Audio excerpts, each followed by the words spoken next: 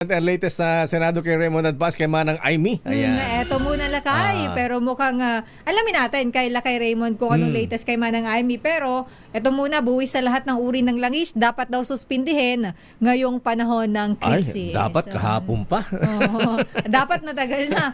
Rich 28, Raymond Advance. Sa detalye na Lakay Raymond. Dapat bago si Mana Santa pa yan. Okay, Raymond. At Mayor, nanawagan o muling nanawagan si Senador Loren Legarda sa pamahalaan na suspindihin ang buwis sa lahat ng produkto ng langis.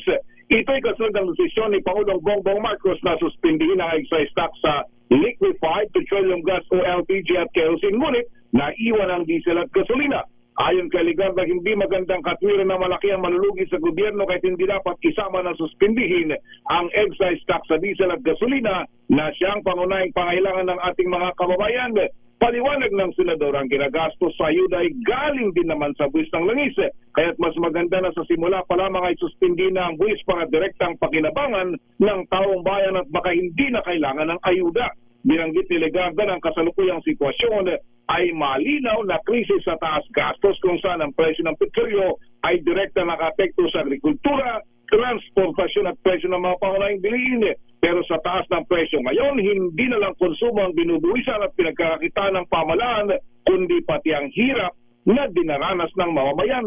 Masyado umunong mababaw na sabihin ang pagtanggal ng VAT sa petrolyo ay sa sektor lang ng petrolyo na makatutulong dahil hindi naman maiwalay ang petrolyo sa merkado. Apektado ang gastos sa transportasyon, agrikultura, pangingisda, production at paghahatid ng pagkain. Kaya sabi ni Legarda, kapag tumataas ang presyo ng krudo, damay ang buong ekonomiya at kapag bumaba ang gastos dahil sinuspindi ang buwis, lahat makikinabang. Nauna na siyang nagkain ng kanyang sariling bersyon ng Bayanihan 3 Bill dahil sa krisis sa langis na naranasan sa ngayon. Mula sa Senado, Teka, Raymond. Mayor. Sana nga presko ni Manang Aimee. Pinapatawa ko kay Malu kanina. Ayaw magsalita eh. Ayan na. Nagre-ready siya sa presko ngayon 10 o'clock. Ayan na dun sa term sharing. Malaman natin kung ano kanyang statement yan. Meron nga bang term sharing ang Pangulong Bonget at VP Sara? Alas 11 pa, Mayor, yung kanyang Alas 11 pa? Sa Senado. Okay. Sige, abangan natin yan kung ayan, kakalas na ba sa mga Duterte o BFF pa rin ang Inday Sara?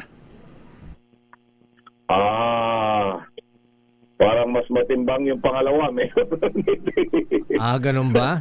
Talaga ha? BFF pa rin ha? Ayan, naku, paano kayong term sharing anyway, kasi siya naman ang nakipag-usap sa mga Duterte noon eh. Ayan, hindi naman si BBM eh. Ayan, siya pa Bunget, talagang kumamada diyan si Manang Aimee, di ba?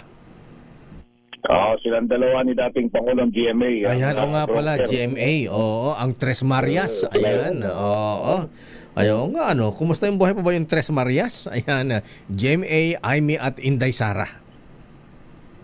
Yun yung alam natin na Mayor noon bago mabuo yung unity. Ayan, sige, abangan natin yan. So 11 o'clock Raymond, sa Senado yan. Mamaya-maya alas 11. Okay. Nagpa-schedule siya ng press con kagabi habang mainit yung impeachment proceedings sa Committee on Justice ng Kamara de Representantes. Di ba nagseselos yung mga taga-Senado at yung trabaho nila ay ginagawa na dyan sa Kongreso? Tahimik ang Senado, Mayor, dahil yung pronouncement nila na hayaan daw yung House na gawin yung trabaho dahil kung matutuloy ang mga senador ang magiging judges sa impeachment proceedings. Okay nga, Rod. Maraming salamat, Raymond. Mula sa Senado, ito si RH28 Raymond Advance para sa DZRH, una sa Pilipinas, una sa Pilipino.